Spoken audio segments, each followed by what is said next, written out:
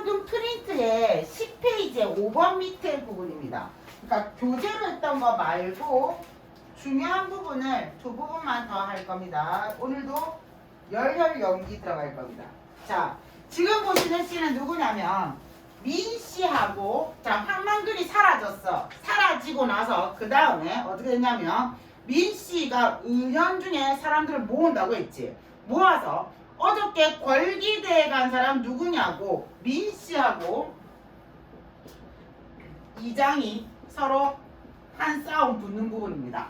자, 경운기 타고 가자고 했는데 경운기 왜 안 타고 갔냐고 따질 거야. 자, 이장의 대사부터입니다.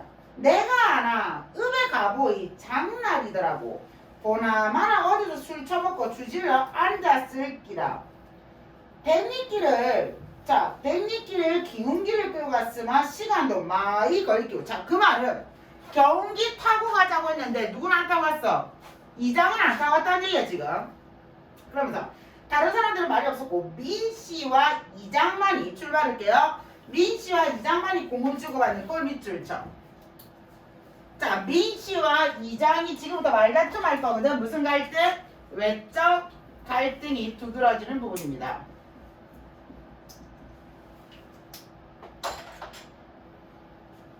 글쎄, 그 자리에 꼭 황만근 씨만 경운기를 끼고 갔어야 했느냐 이 말입니다.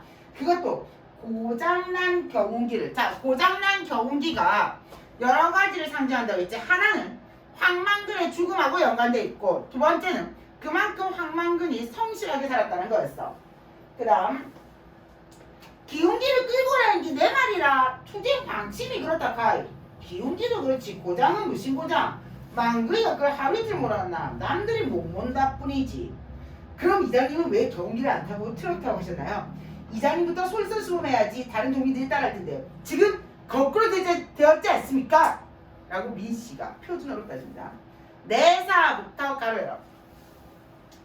자, 이장의 말입니다. 자, 내사 민사무소에서 인원 점검하고 다른 이장들하고 인원도 해야 되고 얼마나 바쁜 사람인데 기운기를 타고 언제 가고 말고 자빠졌나.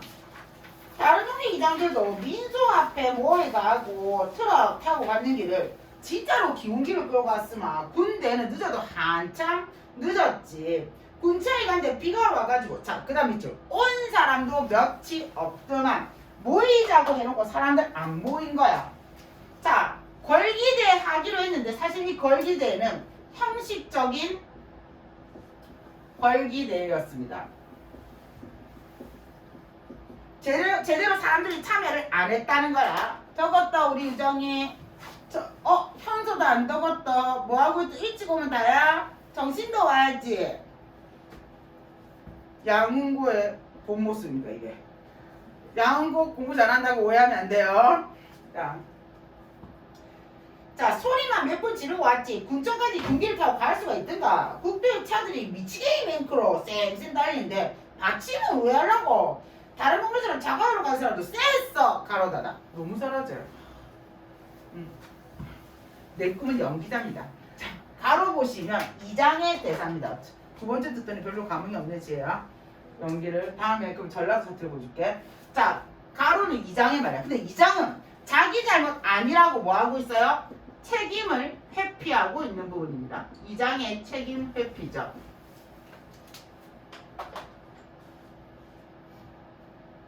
그러니까 국도를 갈 때는 여러 사람이 한꺼번에 경기를 여러 대 끌고 가자는 거지 않습니까?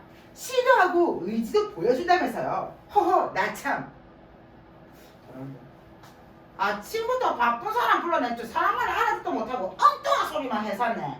누구 맹크로 출발라. 누구 맹크로 반동가리가 났나 밑줄 쳐. 됐나요? 황만근에 대한 무시입니다. 황만근에 대한 무시. 기어이 민씨는 버럭 소리를 지르고야 말았다. 반편은 누가 반편입니까? 이장님이 지도자냐는 사람들이 모여서 방침을 정했으면 그대로 해야지. 양복 입고 자가를 태워 간 사람 오고 방침대로 경운기 타고 간 사람 밑줄 쳐. 자, 누가 원칙을 지켰어? 황만근만 원칙을 지킨 거죠.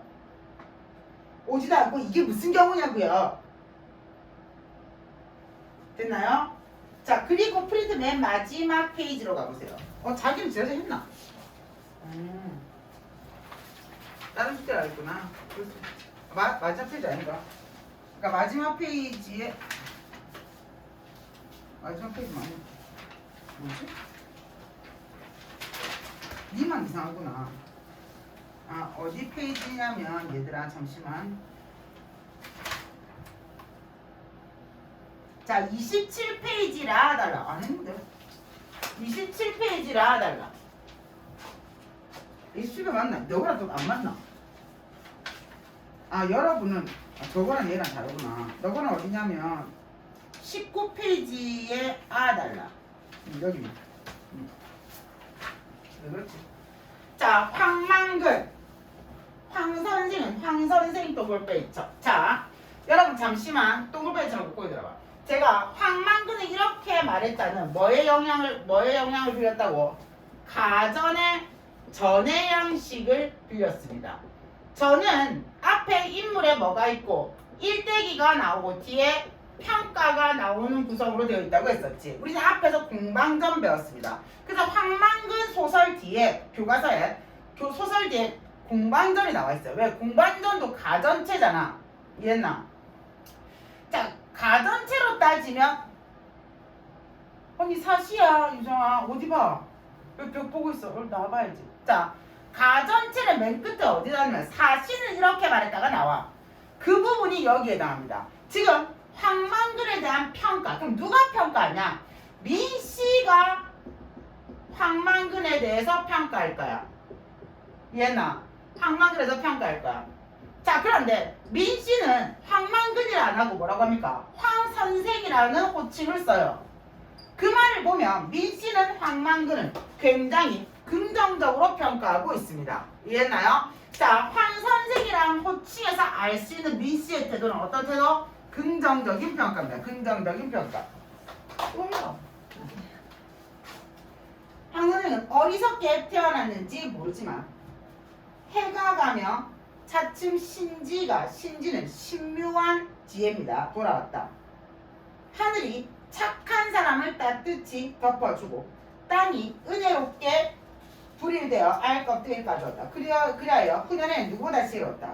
그는 누구에게도 해를 끼치지 않았을 때 그 지혜로 자 밑줄 칠 거야. 지금부터 1번부터 4번까지 황만근을 긍정적으로 평가하는데 황만근의 인물 댐댐이가 나옵니다. 이해나? 자, 첫 번째 밑줄 친다. 그 지혜로 어떤 수고로운 가르침도 함부로 남기지 않았다. 밑줄 쳐. 나대지 않고 늘 뭐했다? 동글빼 1번 겸손했습니다. 네? 네. 자, 두 번째 간다. 스스로 땅의 자손을 자처하여 늘 출발라 늘 부지런하고 근면하였다. 여기가 2번. 사람들이 빚만 남는 농사에 공연히 뼈를 상한다고 했으나 개의치 아니하였다. 사람 사이에 어려운 일이 출발할게요. 어려운 일이 있으면 언제나 함께하였고 공예는 자신보다 남을 위해서 뒷사람을 놀라게 했다. 이게 3번. 하늘이 되는 효자로서 평생 어머니를 봉양을 극진했다. 아들에는 따뜻하고 예심하는 아버지였고 훈육을 할 때는 알아듣기 쉽게 하여서 마음으로 감부시켰다. 선생은 천성이 술을 좋아했는데 사람들은 선생이 가난한 것은 술 때문이라고 했다. 선생은 어느 농사꾼보다 부지런했고 농사에도 이거 있었다. 문중 땅과 나이가 들어 농사가 힘에 붙인 사람의 땅을 빌려. 자, 출발라. 나이가 들어 농사가 힘에 붙인 사람의 땅을 빌려 농사를 지었다. 항상 약자를 도운 거죠. 이게 4번. 농사를 짓때 땅에서 억지로 빼앗지 않고 남으면 술을 빚어가며 기운은 하늘에 바치고 무거운 기운은 땅에 돌려주었다. 그러므로 선생은 술로서 망한 것이 아니라 술의 물감으로 인생을 그려나간 것이다. 선생이 마시는 막걸리는 밥이면서 사직의 신, 사직의 신이란 말은 조상신이다. 바치는 헌주였다. 힘의 근원이고 낙천에 빼었다. 전일에부터 가르라. 자, 전일의 선생은 경기를 끌고 면 소재지로 갔지만 경기를 타고 온 사람이 없어 같이 갈 사람을 만나지 못했다. 선생은 다시 경기를 끌고 백리길을 달려 약속 장소인 군청까지 갔다. 가는 동안 선생은 여러 번 차에 부딪힐 뻔했다. 마른 봄바람에 섞인 먼지가 눈을 괴롭혔다. 날은 흐렸고 추웠다. 이윽고 비가 내리기 시작했다. 겨운기에는 비를 피할 만한 덮개가 없어 선생은 뼛속까지 젖은 추위에 몸을 떨었다. 선생이 군청 앞까지 갔을 때 이미 대는 끝나고 아무도 없었다. 어머니에게 가져다줄 생선을 사고 몸을 녹인 선생은 날이 어두워오는 줄도 모르고 겨운기에 올라 집으로 향했다. 겨운기에는 빠르게 달리는 차량이 주의를 끌만한 표지가 없어서 선생은 몇 번이나 사고를 당할 뻔했다. 그때마다 멈추었다가 다시 출발하는 바람에 시간은 점점 늦었다. 어두워지면서 겨운기는 길 옆에 눈으로 떨어졌고 수레는 부서졌다. 결국 선생은 그 밤 안으로 집에 돌아갈 수 없다는 걸 알았어. 선생은 경기에 실려있는 땅의 젖에 취하여 경기 옆에 앉아서 경기를 지켰다. 그러나 경기는 선생을 지켜주지 않았다. 취해야 졸음으로부터 선생을 지켜주지 못했다. 가로다. 자, 가로한 부분은 황만근의 죽음을 상상하는 부분입니다. 자, 그런데 황만근의 죽음을 상상하는데 옆에 실제로 없었잖아, 민씨가. 근데 바로 옆에서 지켜보듯이 생동감 있게 제시하고 있어요. 생동감 있게 전달하고 표현하고 있습니다.